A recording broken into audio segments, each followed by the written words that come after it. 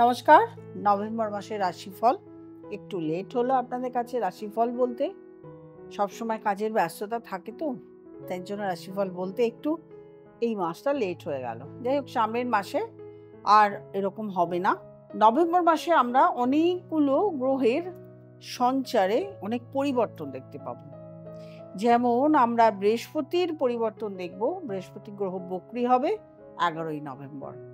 তারপরে 18ই নভেম্বর বুধ গ্রহ বক্রী হবে। বুধ বছরে 3 থেকে 4 বার বক্রী হয়। সেই বক্রী হয়ে থাকবে। বৃহস্পতি যেমন কর্কট রাশিতে এসে বক্রী হয়েছেন, সেরকম বুধ বৃশ্চিক রাশিতে গিয়ে বক্রী হবেন 18ই নভেম্বর। তারপরে শনি এতদিন বক্রী ছিলেন, 28শে নভেম্বর মার্গী হবে। মানে শনির বক্রী ফলটাই আমরা পাবো, মার্গীর ফলটা ডিসেম্বর মাসে পাবো। 28শে নভেম্বর শনি মার্গী হবেন। এবং রাহু কেতুর অবস্থান, রাহু কুম্ভ রাশি, কেতু বসে আছে সিংহ রাশিতে। এটা তো আমাদের বড় বড় গ্রহের অবস্থানগুলো। শুক্র থাকবে আপনার প্রথম দিকে তুলা রাশিতে, তারপর চলে যাবে বৃশ্চিক রাশিতে। আমরা প্রথম 16 তারিখ অবধি তুলা রাশিতে রবি পাবো, রবি মঙ্গল পাবো, আবার চলে যাবে রবি মঙ্গল বৃশ্চিক রাশিতে। এটা আমাদের ট্রানজিটের, আমাদের এই গ্রহ অবস্থান আমরা পাচ্ছি। এই ট্রানজিট অনুযায়ী আমরা রাশিফল বলবো। এর আগে আমরা কন্যা রাশি অবধি জেনে এসেছি, তারপরে আসবো তুলা রাশিতে। আপনার কর্মের প্রচুর প্রশংসা পাবেন। আপনি যে কর্ম করছেন, চেষ্টা করছেন, তার প্রচুর প্রশংসা পাবেন। এরকম ভাবেই আপনাকে এগিয়ে যেতে হবে। তবে একটা জিনিস যেটা মাথায় রাখবেন, আপনার ঘরে গৃহে কিন্তু এখন সবসময় কিছু না কিছু গোলযোগ লেগে থাকবে। আর আরেকটা জিনিস, আপনার এখন অর্থ খরচা হবে। কোথায় খরচা হবে? যেটা হচ্ছে আপনার গৃহে হয় জিনিস করছেন, না রিপেয়ারিং করছেন, না হলে কারোর অসুখ বিসুখ, কোথাও না কোথাও দেখবেন আপনার আর্থিক উন্নতি হলেও খরচার দিকটা সেখানেই চলে যাবে। তারপরে আসবো বৃশ্চিক রাশি।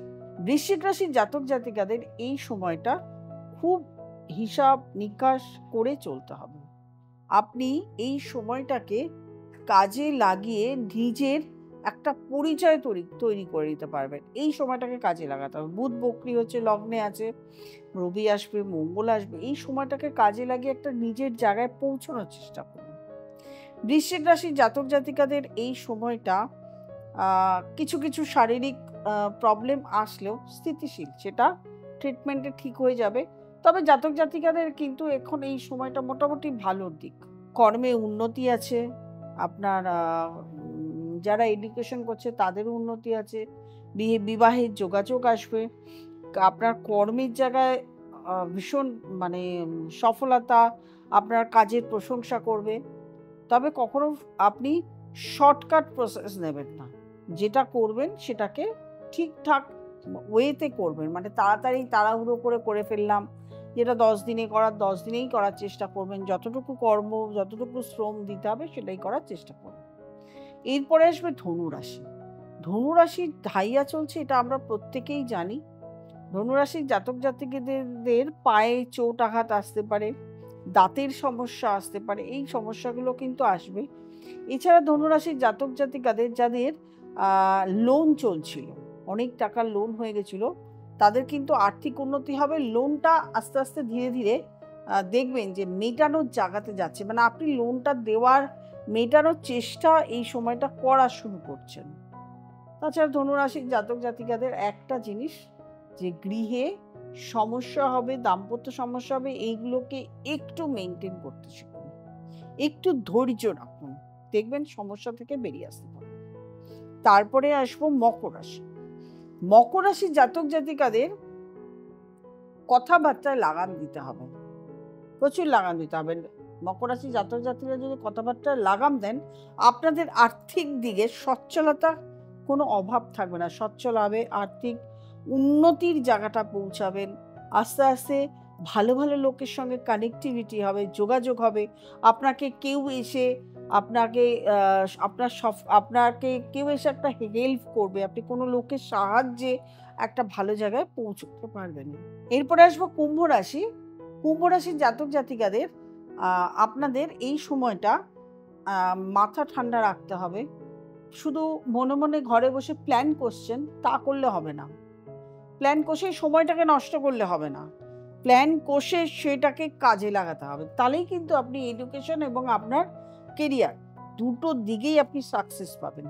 যদি প্ল্যান কষে সময় নষ্ট করেন তাহলে সেই প্ল্যান করবেন না। কারণ যেহেতু 7.5 ঢাইয়া এগুলোতে একটু অলসতা এসে যায়, অলসতাকে ঝেড়ে বাদ দিন, কর্মে যোগ দিন, দেখবেন আপনার উন্নতি হতে বাধ্য।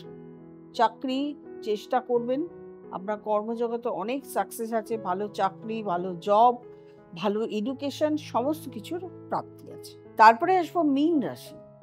মীন রাশির জাতক জাতিকাদের এখন ভীষণ ভালো একটা সময়, মানে মীন রাশির এই মাসটা খুব ভালো প্রোগ্রেস আছে, আর্থিক দিক, সমস্ত দিক যতই 7.5 চলুক, মীন রাশির জাতক জাতিকাদের এই সময়টা নতুন কাজের হাত দেবেন, নতুন কিছু সৃষ্টি করবেন, নতুন কিছু চিন্তা ভাবনা শুরু হবে, নতুন কিছু চিন্তা ভাবনা যে করছেন সেটাকে করার চেষ্টা করুন। একটু শারীরিক দিকটা একটু দেখে নেবেন, শরীর যদি সায় না দেয় মুশকিল, তো সেই জন্য বারবার বলছি শরীরটাকে একটু ট্রিটমেন্ট, ভুল ট্রিটমেন্ট না হয় ভালো ডাক্তার দেখানো, যেরকমভাবে ডায়েট মেনটেন করে বা যেরকমভাবে শরীরকে মেনটেন করে চলতে বলছে এগুলো আপনাকে চলতে হবে, তাহলে কোনো সমস্যা থাকবে না। আমি যে রাশিগুলোর বলছি যে ভালো চলবে, তাদের যদি খারাপ চলছে তাহলে বুঝতে হবে আপনার দশা অন্তর্দশা খারাপ চলছে। আপনার মেসেজে লিখেই বসলেন, আপনি বলছেন ভালো খারাপ, তো তাদের অবশ্যই দশা অন্তর্দশা খারাপ চলছে, সেই জন্য খারাপ। যাদের ভালো চলছে তাদের আরও ভালো চলার জন্য অবশ্যই আপনার date of birth, time of birth, place of বার্থকে দেখিয়ে ভালো একজন জ্যোতিষের কাছে দেখিয়ে নিন। আর যাদের ভালো চলছে না, আমি ভালো বলছি ভালো চলছে না, তারাও দেখিয়ে নিন। যদি মনে হয় আমাকে দেখাতে পারেন, নিচে স্ক্রলে নাম্বার যাচ্ছে, ফোন করবেন, যোগাযোগ করবেন, চেম্বারে চলে আসবেন। আর অবশ্যই যারা দূরে আছেন তারা অনলাইন কনসালটেশন নিতে পারেন। একটা কথা একটু বলে রাখি, অনেকেই জানেন না, অনেকের বার্থ টাইম, মানে বাচ্চার বেবির বার্থ টাইম কিন্তু অনেকে নেন, তার জন্য যোগাযোগ করতে পারেন। বেবি হয়ে গেলে তার নাম, সেটার জন্য যোগাযোগ করতে পারেন। কেউ কোনো নতুন ব্যবসা করছেন, সেই ব্যবসার জন্য কোনো একটা নাম সিলেকশন, তার জন্যও কিন্তু যোগাযোগ করে নিতে পারেন। এইগুলো কিন্তু জীবনে প্রচুর ভাইটাল জিনিস। একটা বেবি জন্মাবে, সেই জন্ম তারিখটা, যে সেই গ্রহ নক্ষত্র সমস্ত কিছু দেখে যদি সঠিক একটা ভালো টাইমে তাকে জন্মগ্রহণ করানো যায়, তাহলে কিন্তু তার লাইফটা খুব ভালোভাবে চলে। তার যদি নামটাও সঠিক প্রয়োগ করা যায়, তাহলেও কিন্তু তার সেই নাম, সেই নামে তার ফেমাসিটি আসবে, খ্যাতি অর্জন করবে। এবং আপনি যে কোম্পানিটা করছেন, আপনার ডেট অফ বার্থ দিয়ে আপনার সঙ্গে মিল রেখে সেই কোম্পানিটার সেই ব্যবসাটার নামকরণ যদি করা যায়, তাহলেও কিন্তু সেই ব্যবসাটা যদি আপনি পরিশ্রম করে ভালোভাবে দাঁড় করাতে পারেন স্মুথলি, এগুলো হয় স্মুথলি। এগুলো অনেকেই মানেন না, যারা মানেন তারা সাকসেস পান জীবনে, তাদেরই জীবনে উন্নতি আছে।